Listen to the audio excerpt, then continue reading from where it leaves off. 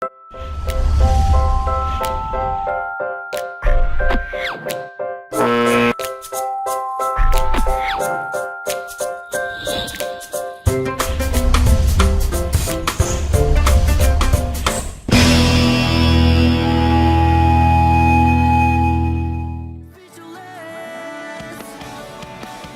listening to Modern Male Radio with Jerod Zavistoski, right here on LA Talk Radio.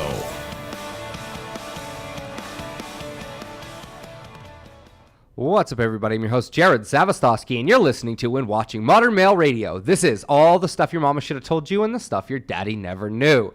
And today, instead of a special co-host, I have a special guest, and her name is Sarah Chapman. We can go with special co-host. Is it a special co-host today? Since there's no other co-host here, I might as well co-host the show, Okay. as well as be the guest on it. I don't see anything wrong with that. So it's really, really interesting because Sarah has come to a certain enlightenment, so to speak. Ooh, we're just going to jump right into it. With some self-help stuff.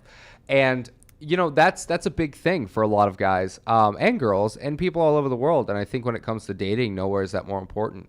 Jared, self-transformation. Self-transformation. We don't want to get the two words confused. Okay, that's very important. So what is the difference between self-help and self-transformation? Well, I feel like help has a negative connotation because when we need help, something's wrong. Transforming is a very positive word, is it not? Oh, okay. So it's all about how you think about these words and how they apply to the way you feel. By the way, for the last 2 weeks, all I get is positivity. All I've gotten oh my in gosh, text that's messages so terrible. are Gosh.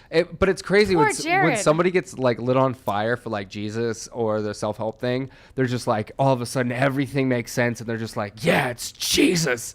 So I mean, so imagine being enlightened with like unicorns and rainbows for a week and a half straight and doing it yourself. That's fairly incredible. And then transferring that to somebody else. I get to go back and forth because I do believe in a lot of this stuff, and it's funny, the first time that you ever listened to Esther Hicks was at my house. That's actually possibly not true. Possibly we not don't true. Could be. But I did let you listen to that audiobook, and I have a whole bunch of self-help stuff from Tony Robbins, Esther Hicks, Les Brown. You name it, that's pretty much what I live on. Like, I mean, I spend a lot of time listening to self-help books on tape, and it's funny because now that you've said the word transformation, I'm like, well, maybe now maybe I don't need self-help. Like there's something wrong with me. Help. But I think that there's always been a desire in me to get better and to want to better my position with life and success and everything that I'm doing. And I also love being inspired. I think that I've kind of come to terms with the fact that I'm slightly addicted to being inspired. That's a great thing. It's just constantly addicted to that heart fluttering, oh my God, that's amazing, wow thing. Yeah. And I watched a movie over the weekend or in the beginning of the week, and it was called Eddie the Eagle with Hugh Jackman. No idea, but it was a British film about this kid with special needs that won the he was a Olympic ski jumper. Oh, okay. And he basically went from like dun to like ski jumping. And it was just talks about his complete transformation from like I can't. It wasn't even I can't. He always wanted to. Nobody would let him. So everybody kept telling him, you can't do this. And he just got up there. He didn't just get up there. He just wouldn't stop. He wouldn't quit. And it's funny because you go through something like that where it's like, I mean, that's definitely self-limiting beliefs, and you get those from other people telling you can't do something or showing you why you can't do it, which is even worse. I mean, there's nothing worse than somebody literally saying, this is you, look at you, and this is why you can't do this, and then I'm going to prove you wrong, and then you just go through your whole life thinking there's no way you can do it. Or conversely, because we're talking about going through the path of least resistance, it wouldn't be the path of least resistance to continually do something that everybody told you not to do that you actually sucked at. Because he completely sucked at it. But like sucked he just at it because other people's perception of him doing it sucked. No, he just generally injured himself a lot. Well, but I mean, okay, fine. So he got hurt. So being hurt didn't feel good. So I don't. So I guess in that that's relative, because if it didn't necessarily feel bad either, like. I've done a lot of combat sports, so when it comes to pain, it's not something that ever bothered me. It's actually something I kind of like when Sure, exactly. So I was going to say, let's relate this to something a little bit broader, like dancing. You know, so people that suck at dancing. Well, why do they suck at dancing? Because other people are like, you suck at dancing. You're terrible. But what if that person really enjoys the way that they're dancing? Well, it's like, what if nobody had eyes? Then would, you know, if a tree falls in the forest, does it make a sound? Esther Hicks says no. Now, this is something that I've actually been kind of like going back and forth with in my mind, because if a tree falls in the forest and no one's around to hear it, yes, the birds, the bees, all that. Okay, just because, you know, so the whole thing with vibration, somebody has to hear it, there have to be eardrums. So human eardrums? But you would still, so the amount of which you would suck is still completely, like, relevant. Like, it's real. Like, it's an actuality. Your suckage would be relative to other people's perceptions of that if you believe them. Now, that would have to do with how you feel about yourself. And if you don't feel good about yourself and you keep telling yourself that you suck, then you suck. And I wouldn't want to be that person. I would want to feel good about myself. You're like, you only suck if you think you suck? Yes, truly. You only suck if you think you suck. Because what other people think of you doesn't matter. Okay, interesting. So it only matters. It only matters how you really think and feel about yourself. So it only matters if you make it matter. Yes. What matters to you matters. Which is exactly what I say about people that are ugly in my book. Or people that have a mole on their face or something, you know. I run into a lot of clients that have one or two defects. Physical deformities, or so they would consider. Something that they think is just like earth-shattering. And they're like, you know, nobody's going to love me because of this thing. And right. I say, you know, it's only going to matter if you make it matter. And that's kind of on two levels. B, if it wasn't really noticeable and you point it out, then people are going to go, okay, well, yeah, now I notice it. And if you consistently point it out, then people are going to probably hate you for pointing it out so much. Be like, dude, just stop. Like, I didn't notice it before. Now it's all I can think about. Would you shut the fuck up? Right. And then also, you have the ability to make things seem so minuscule. I was talking about this with Ashley Sharif, who was on one of our shows recently, and he was talking about being short. And I told him, I said, I didn't even notice that you were short until you said it. And I think that's because he had so much to say and kind of how he was. But I actually... He had a tall personality. Yeah, he had a tall personality. And I think that, you know, when it comes down to any sort of deficit or a deformity that... And I say deformity relative, like it doesn't have to be a physical deformity. It can be, you know, a deformity of the way that you talk, you know, anything. I don't know where you're going with that one, but I'll just let it. I'm going with the flow. I'm saying that whatever it is that's hindering you in life, you can overlook it and teach other people to overlook it by your own attitude. You can absolutely find a place that you're happy and you can transfer that happiness and other people will be happy with you. So if you think that you're ugly, you're going to have other people thinking that you're ugly. But if you're ugly and you think that you're pretty, you'll transfer the pretty energy. Because there are plenty of people that have moles or these things that we just talked about that would never think that that's something wrong with them. In fact, they own it. You know, oh, this is unique about me. I would name it, actually. Right? I would own it, name it, exactly. Give it a birth certificate. Yeah, just put a freaking crown on it. Yeah. A little like tiara or whatever. Walk around and that's you. So I think the one thing that we're missing though in this entire thing so far is that we have to appreciate ourselves and we have to appreciate other people. And until we learn to do that, we can't move forward. So that's an interesting thing because a lot of self-help books, I know that a lot of people got started on The Secret. I know I did. Yes. That was like a big shift for me. But The Secret actually came from Esther Hicks, Esther Abraham Hicks. Yes. As they're now called. They've went through the shortening process, but they did. They merged. Yes, and now they are one. But yes. You know, all of the laws of attraction stuff that really came out. That when I got started on The Secret, I noticed that there were things that didn't quite work. 'Cause, I mean, I pretty much like The Secret was like, oh wow, this is cool, and I thought this is the dumbest thing I've ever seen. And I went from a very intellectual place. Like I thought, you know, I am on this guy that studies everything. I know everything. Uh-huh. So I thought this is too stupid not to try. I was like, are you really not going to try this because you're too proud? You think you're too good for this? Right. And I was like, this is so dumb. And I'm like, yeah, but if it works, then who's the dumb one? And I was like, and I'm having this whole conversation while this movie's going on. And my girlfriend at the time just sitting there like, oh my God, isn't it wonderful? And I'm like, I'm fucking like having the world's struggle, you know, debate going on in my head. And finally at the end, I was like, fuck it. All right, I'll just try it.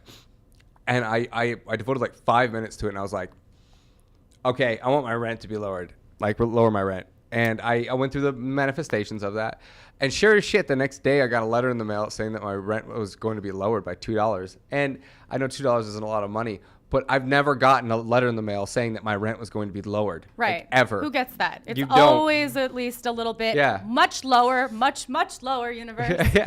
But other than that, what you were talking about at first is you had resistance to the marketing of the movie because, everybody's got to be doing this. Everybody's watching this movie, and I've got to try it because of that.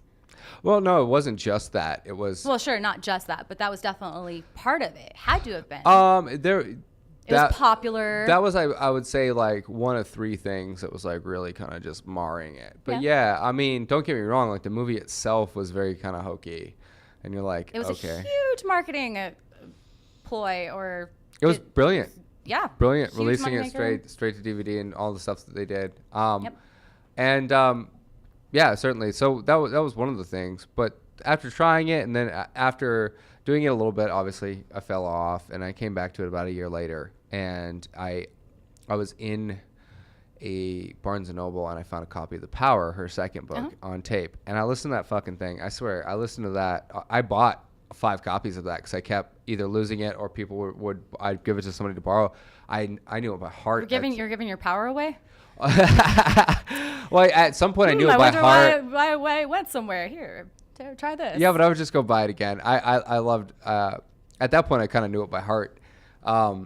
And I noticed that, what we're talking about, shit, like when Rhonda goes on and on and on about love this, you must love this, and it gets to a point where, like, even my mom called me at once and she goes, if she says love one more time, I'm gonna fucking shoot her. It can be incredibly repetitive, but there's a basis behind that. You've listened to this particular book? I probably have. Okay. Who knows? In 800 different formats and sources and authors, and I mean, it's regurgitated information. It's not anything that anyone hasn't ever heard before. But have you really listened?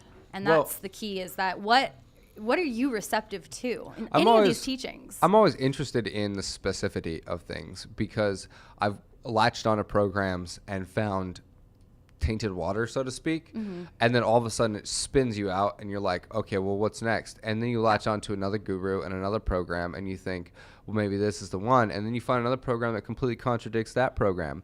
So and this is a very long explanation, but I want to get right into appreciation and why that's important.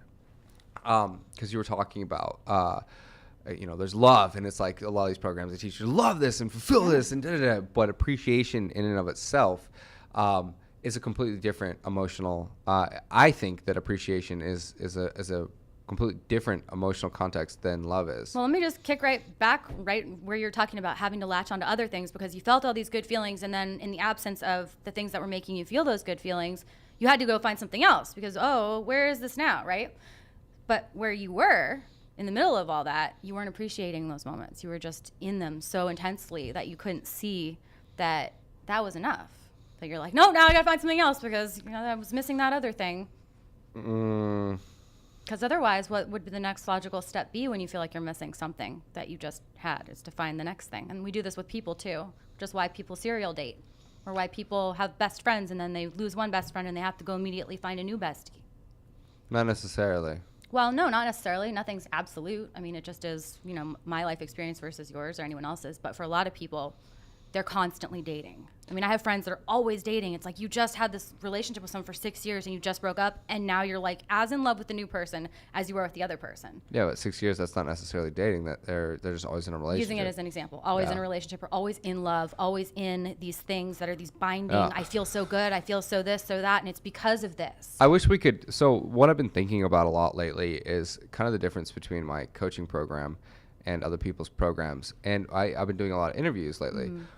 And I'll get on and somebody will ask me, well, what are your 5 tips? Or can you name an exercise? And I'm like, I don't do any of that. Right. And I thought about it. I'm like, maybe I should come up with more of those. And as I started to think about it, I was like, why don't I do exercises? Why don't I do tips? Things like that. And I realized that I realized the other day that it comes from a place of training. It comes from Muay Thai, actually. I had done a lot of martial arts leading up to this.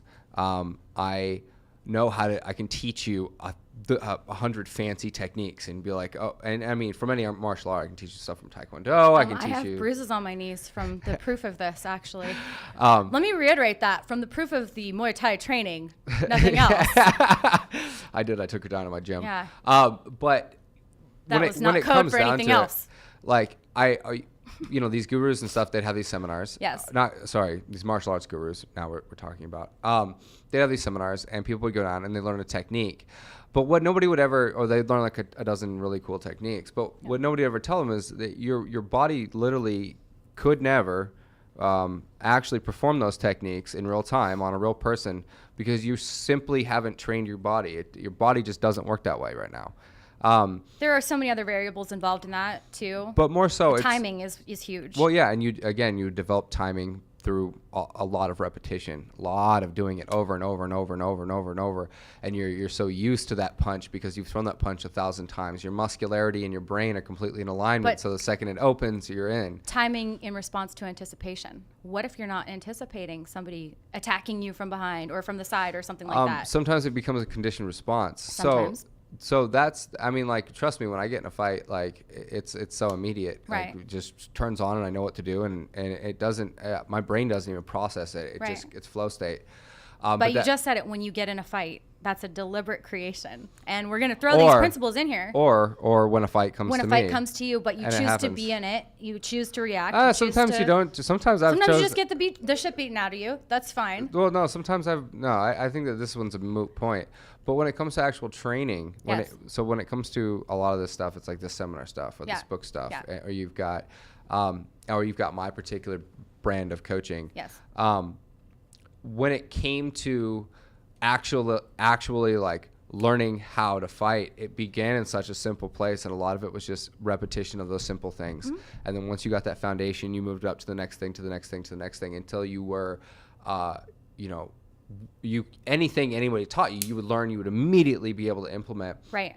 And I think that that's where a lot of other coaching programs are falling short, and a lot of kind of the guru stuff, maybe these people are falling short, is they're learning the whole thing in its complexity, and they're just kind of swirling around going, well, I can show you this really cool martial arts technique, I can show you this, I can show you that, but they don't have the basic foundation of like muscularity, cardio, all of the things that your body training that would bring you up to a place that you can go, that anything that anybody teaches you, just give me a sponge. Right. Does that make sense?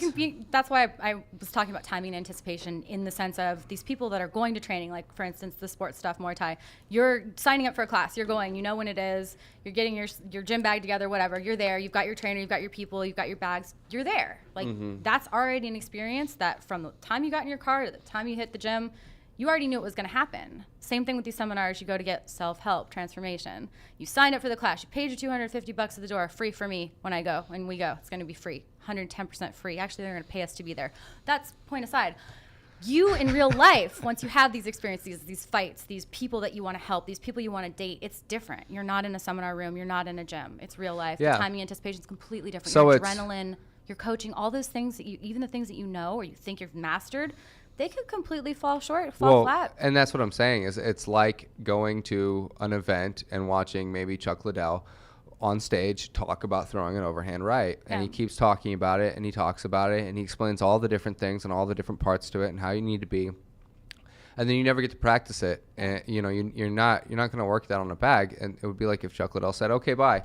And then you go out into the world and you go out and you keep trying to throw these rights. And you realize that, wow, there are a lot of factors that matter that I need to have already built into me as such a habitual process. Which brings us to the next point that we can talk about, is working downstream as opposed to upstream, trying as opposed to going with the flow. Okay, so I can explain that. In fact, today I had a really great analogy. All of these people that come to intersections driving, and you've got the choice to go left or right. Left is opposing traffic, right is an easy answer. What do you do? But if everybody took right turns, Sarah, they'd end up exactly where they started. But not everybody is smart enough to go downstream in their thinking or their driving. Not everybody. In fact, there are a lot of assholes out there who are sitting there holding up traffic, going left, waiting, when they could easily go right and make a U-turn, which is what I would do. Path of least resistance. Okay, so, you're going to have to go into more depth, because I think that's one very, very... Okay, I'll go into that. I mean, it's a pretty good one. We could go for the boat. We went in a car. We could get in a boat and paddle upstream, or we could just take the ride, drop the oars, and go with the flow of the stream and enjoy it. Okay, but we're going to have to come up with some better examples. Well, I think we should come up with the core of why we would do this. So you're saying when it comes down to it, regardless of what the specificity of it is. Specificity. That's a good one. Say that one 10 times fast. The core of it is that you are meant to enjoy your experiences, not to resist and oppose them. Those are negative feelings. Okay. Or if you have those, enjoy those feelings. But most people would generally agree that they probably want to feel better than worse. Most people. So when it comes to, I want to smash through that door and I want to conquer this obstacle and I want to go out there and I want to, meet this thing head on, you're saying that wouldn't be a good thing. No, I'm saying if that is what you want and that's going to make you feel good, do that. But if you're the person that's sitting in traffic waiting to go left because that's the way you have to go in your mind and you can't make another choice that's easier, that would take less time. Interesting. You're going to be the person that's not happy about it. You're going to be sitting there like, fuckers, come on, I gotta go left. It's like, no, you could just be happier and go right and then make a little U-turn and save time and stress. Certainly. Certainly. So now you see, I don't know. I feel like I just said the same thing twice, but sometimes you have to say it 3 times to. Sometimes. Depends on the audience. And it's funny because when we talk about that concept of least resistance, again, it relates back to Muay Thai. Everything relates to Muay Thai. Everything relates to Muay Thai. He needs a T-shirt. But it's like, you don't punch a person when their hands are up covering their face. You kick them. When they're checking your leg kicks, then you punch them in the face. It's like you go where they're not good. And that's kind of true with any fighting. Like that's why mixed martial arts, it's like the wrestler takes down the striker. The striker tries to punch the wrestler in the head and knock him out before he can. Everybody's trying to exploit each other's weaknesses. Right. And that's kind of how the animal kingdom works when you think about it. Yes. Like tigers don't walk up and be like, yo, fool, what's up? Like, let's fight. Like tigers take down animals that have no business or never would be able to beat them or fight back. But now let's translate that into like a human capacity because obviously we're not tigers and we're all not fighters. Are we not? Maybe some of us are both. But not to get too weird on the subject, but if we all just appreciated each other more and we appreciated ourselves more and we spent more time focusing our energy to doing that, would you not agree that you might be a little happier in life? If you just sort of like simplified the way of your thinking to then translate into the way that you feel and consciously made an effort to do it. So, well, I guess we're full circle now. Yeah. So what do you think about the difference? What do you think is important about the difference between love and appreciation? For me, they're very similar because they both are very happy thoughts in my mind and very happy feelings and emotions. They're both very generous, very giving, very receiving. It's actually both at the same time. It's not something that I could really quantify. Can't really, be like, oh, well, I appreciate 3 people here and I love 4 people here. It's one and the same. Love and appreciation is, for me, it's really one and the same. Now, there could be a scale of maybe I feel more of this for somebody or for myself or whatever, but that just depends on wherever I'm at. I think love involves development and relationship. With what it involves a relationship with the subject matter or the event that you love because you now know that you love it because you have a relationship with it, or there's some development within that, meaning that you have done this thing and you've explored this thing and you know that you love this thing. Whereas appreciation is I think it's on this emotional spectrum. Let's translate that word because I feel like appreciation and love for me, appreciation is very strong. Like versus love, maybe like. I think appreciation is like just above like or maybe even the same thing. Okay. Because when you think about it, it's like there's something that you maybe don't have any relationship with or maybe it's new or maybe it's not so new, but you're like, oh, wow, I appreciate that. It's just like, oh, it's there. I didn't put it there. There's, I didn't expect it, but it's like, I appreciate that. Well, let me shift your thought on that again because I have a difference between like and appreciate. Okay, because for instance, I could appreciate ice cream, but not like it. Okay, so you appreciate its existence. Yes, appreciation for me is so close to love. It's, like I said, one and the same. Liking and love for me is very different. Different. Why wouldn't you like, so appreciate would be a double standard for respect then? Or trust or a lot of other things, actually. Okay, interesting. Yeah. Do you have anything else on that subject? I have plenty of it. I'm just waiting for you. I was going to see if you were going to say anything to that, but do you see why I would feel that way, though, or why I would think that way? Certainly. I think that one involves a little bit more thought on my part, but when it comes down to it, when we go into how each of us definitively defines what words mean what to us, that's a hairy subject. Then you get into NLP. Well, you can if you let yourself go there. But I'm coming now from the complete like operating stance of just feeling it. Like if it's not an immediate thought to feeling, it doesn't deserve my time.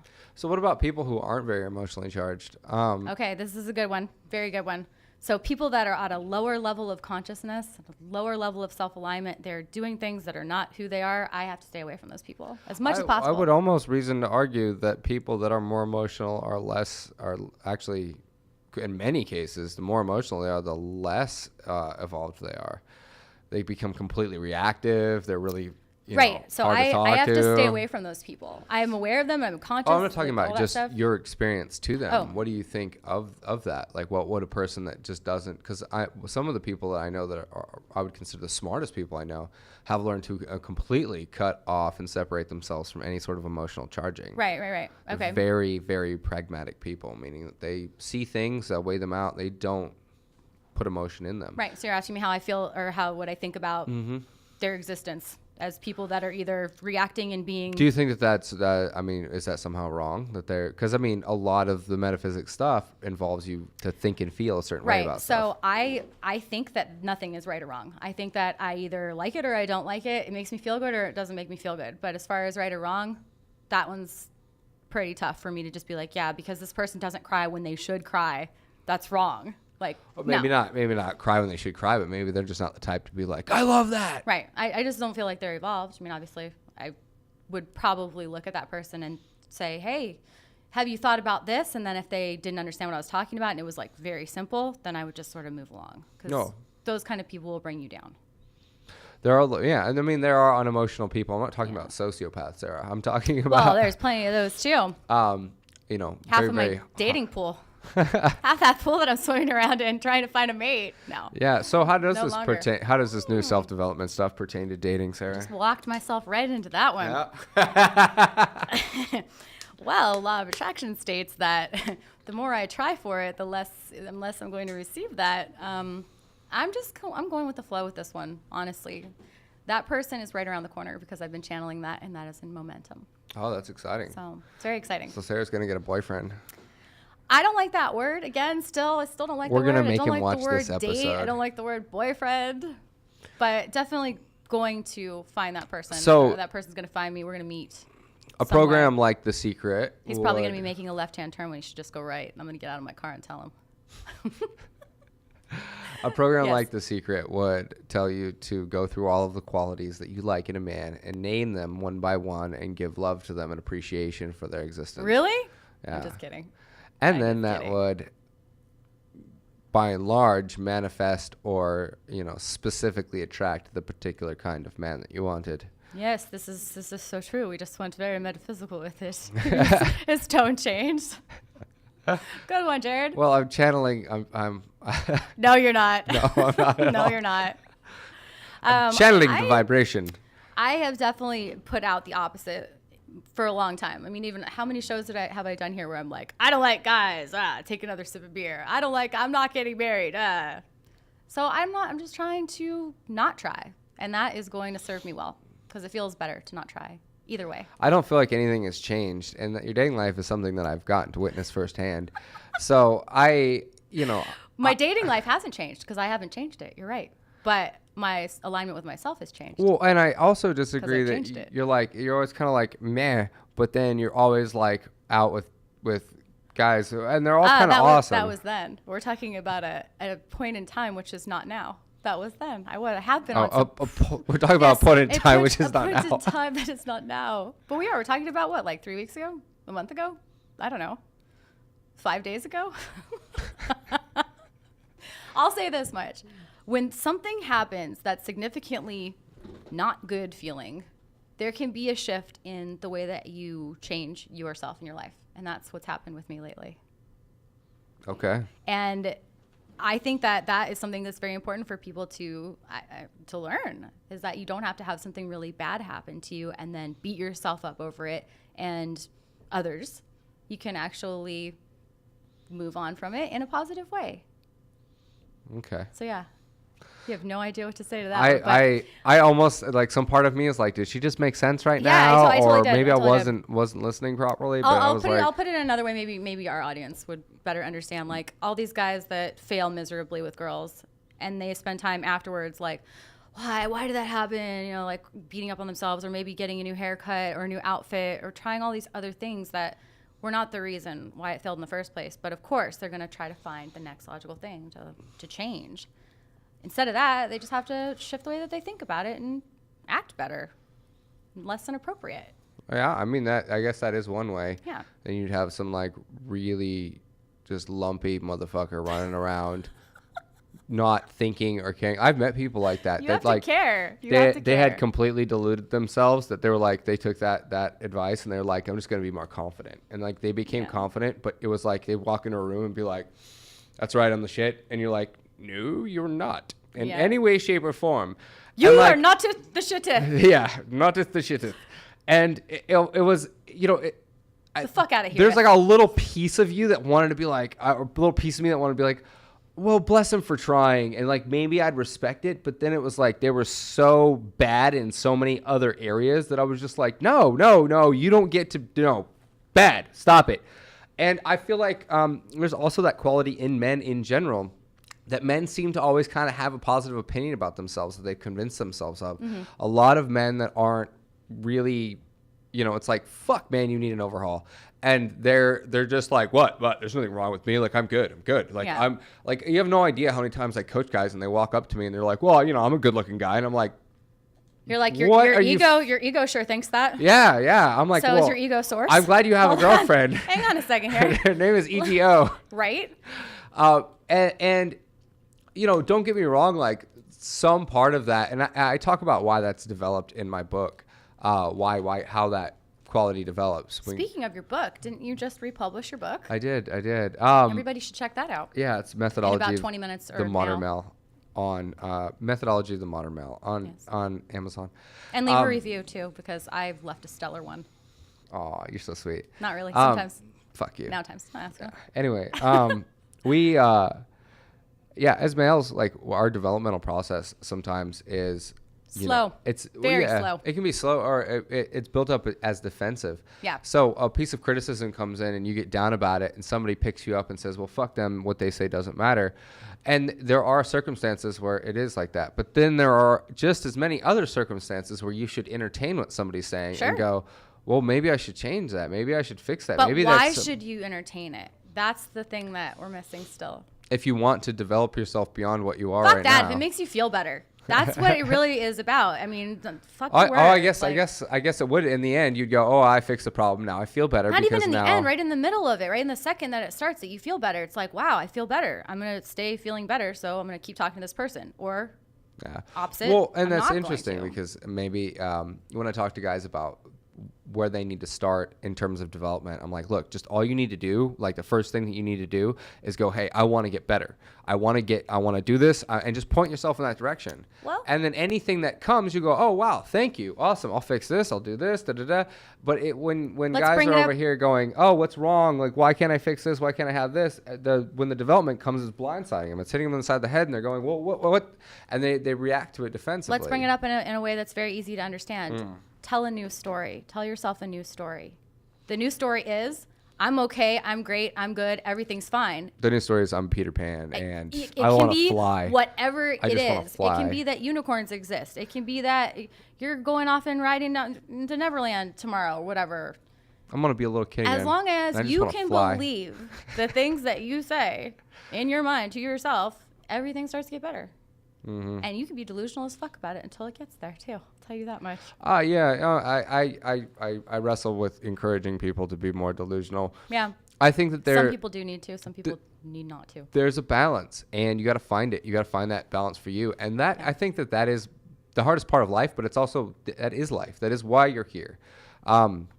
You're here to enjoy life, but you're also part of that enjoyment is the journey. Is the actual like blossoming of you and refining of oneself and becoming the best part of you can be. And a lot of people have carried throughout their lives a lot of scarring and damage and sociological constructs. And they do that. Why? Why do they do that? Because that makes them unique.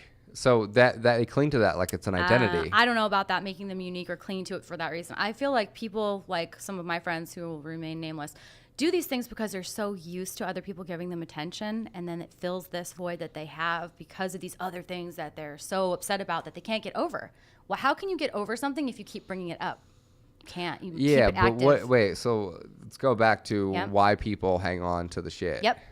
And you think if it's shit, then there is some shit that you feel like is necessary. Like, for instance, hoarders. Hoarders keep their shit because they can't live without it, right? That is a very practical example of a shit Finally, hoarder. I've come up with an example that makes sense. Emotional hoarders will hoard their emotional shit the same way that a physical hoarder will hoard their shit. Because it makes them feel safe, comfortable, familiar, whatever it is. People give them attention for it, whether it's negative attention or positive attention. Oh, you got rid of that one thing that you had that, for 25 years. I feel like you're a little happier now, going to an emotional place with it, right? Yeah, physical hoarder, you could say, oh, look, mom got rid of 800 bags of cat shit and 3 of the dead cats that were maybe underneath we've stumbled onto something, because I feel like I wouldn't often relate that particular quality to men, but I've seen exactly what you're talking about in women, where they hoard their emotional damage because people noticing it or trying to pry it from them makes them feel special and unique. And I can definitely tell you the male version of that from a female perspective, that men do it too. They just do it differently. They do it in a way that's maybe less verbal. We're always so like, and guys are just the opposite for the most part, more visual in their manifestation of the hoarding emotionally. They need to see the pain in a different way, and they'll reflect that pain various ways. Sometimes verbal abuse, sometimes physical abuse. Yeah, but I mean, why is men hanging on to their bullshit gonna immediately make them a predator, whereas women hanging on to their emotional bullshit makes them a victim? There's a satisfaction in being a victim for some people. There is, because you get attention. Yeah, no, but I know, but why is the manifestation of that in men always, I'm gonna push this out on somebody else, or I'm gonna push this woman when I get angry enough at myself? I know, but why is it only that? Don't men implode and become victims and little baby girls? Sure, of course. I mean, it's apples and oranges. But either way. Well, see, that's the thing. And when it comes to males and females and dynamics and all of these different things, I think that's why I spend so much time thinking about this and trying to figure this out, because it's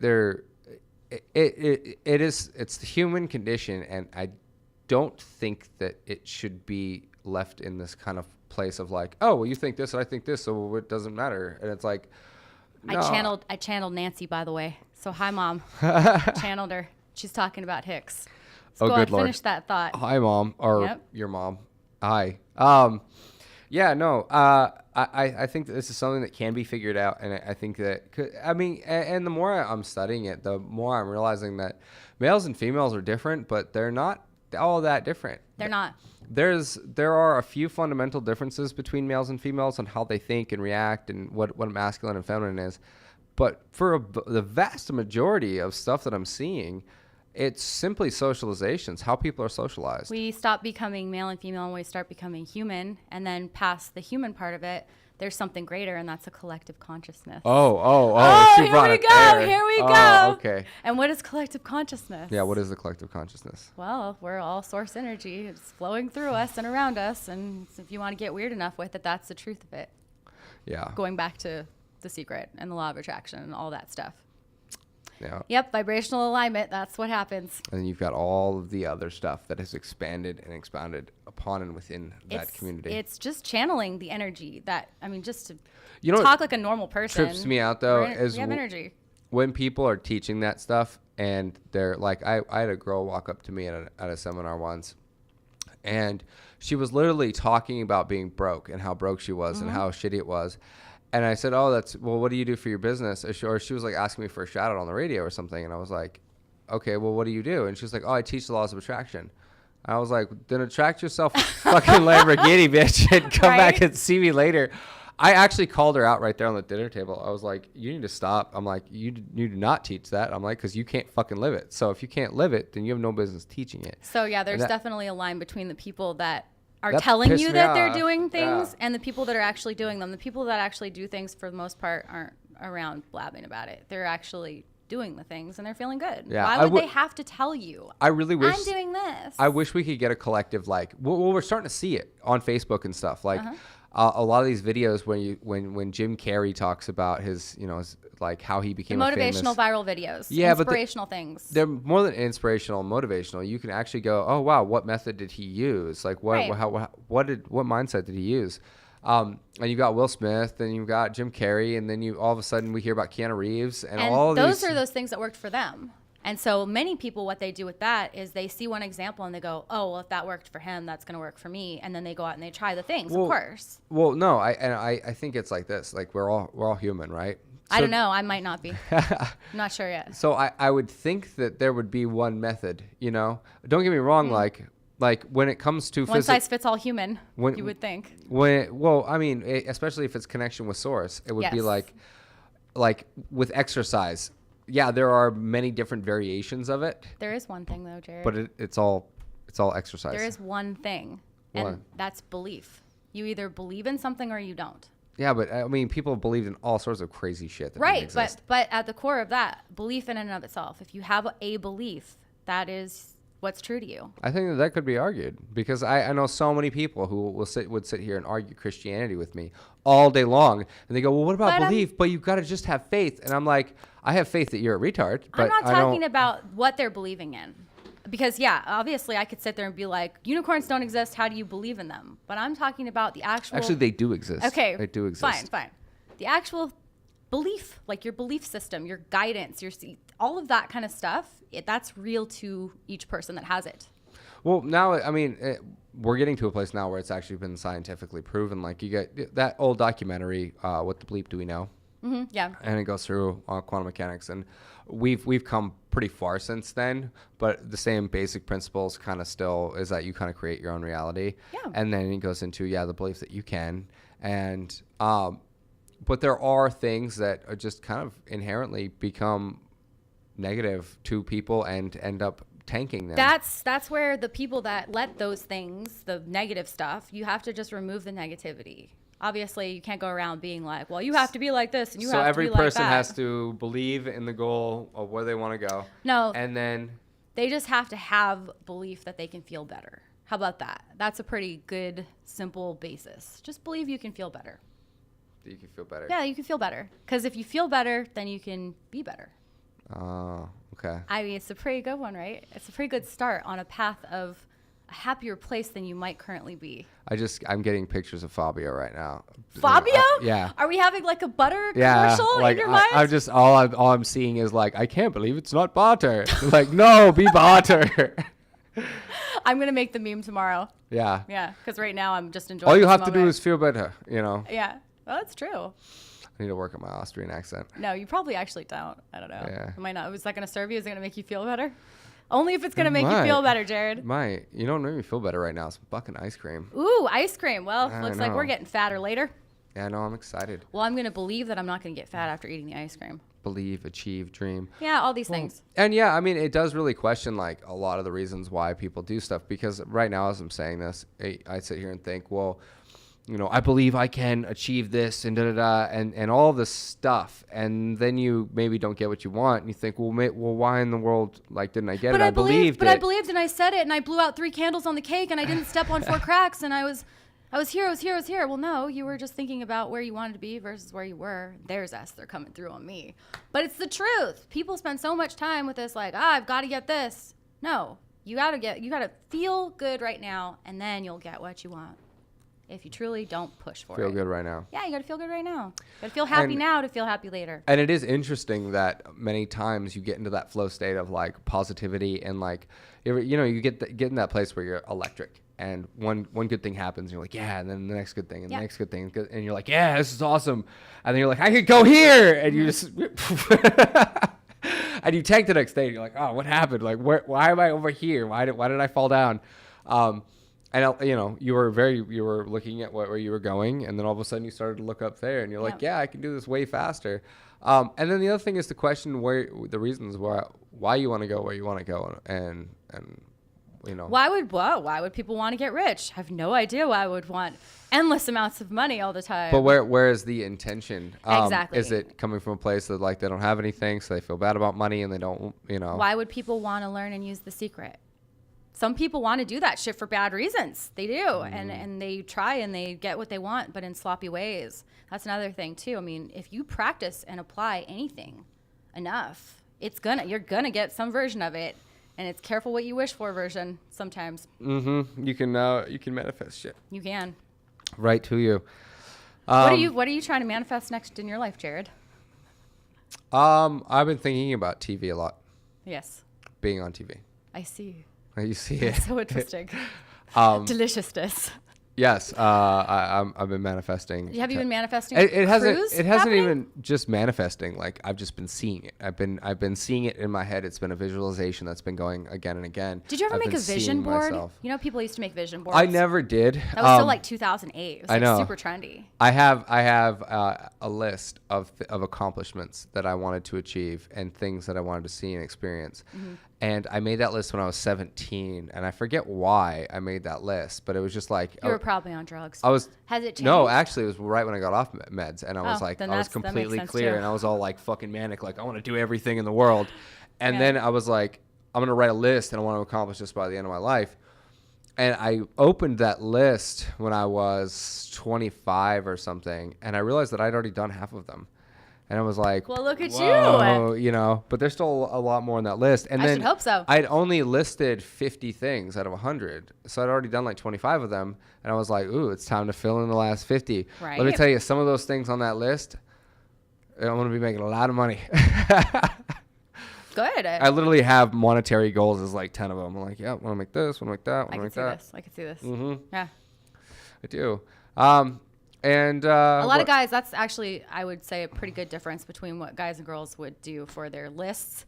A lot of guys are like, this is money basis. And the girls are over here like cutting out pictures of Prince Charming and making the whole like their dream homes and decor, scrapbooking it.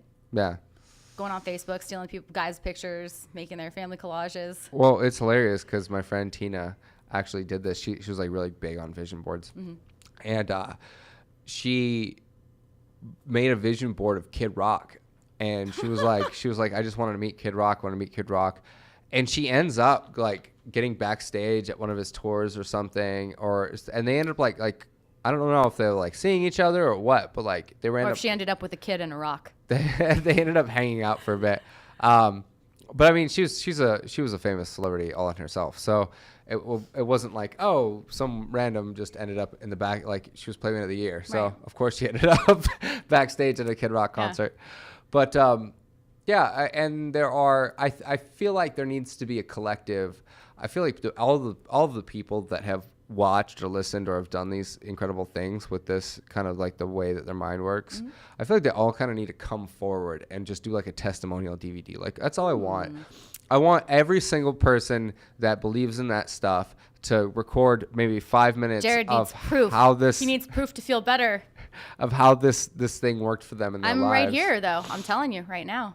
And you're not enjoying this moment, are you? I know. I want somebody else to come tell me, though, not Sarah. I'm enjoying this moment, but you have a history of being insane. Yeah, and you know what? Your history is only where you are at the moment. Mm. So we're here. I am where I am. At the moment. I am where I am. Yes, Sam, I am. I cannot regret my past. I can only live in this moment. But do you like green eggs and ham? I don't know. Sometimes I like my eggs kind of not green. Yeah. Just not green. Ham's pretty good, though. You're such a weirdo. I always wonder, like, where the fuck, like, green eggs I'm totally and having ham. green eggs and ham tomorrow. Watch what's happening. Disgusting. Someone's going to bring it over and drop it off at my doorstep. That's whatever Grubhub or someone's going to bring me. I'm not saying the other words. I think you can, like, color them, though, right? Like, you can put, like, coloring in there. Who are you? I don't know. Where can people find you on social media? Oh, as always, you can find Sarah at Sarah Beth Harris. You can vibrationally connect to me. You can't find me anywhere. Yeah, just Sarah Beth Harris will on it with your mind. Yeah, exactly. And you can find me at Modern Male Inc. You can find me on all social media platforms at Modern Male Inc. And you can find me online at Modern Male Inc.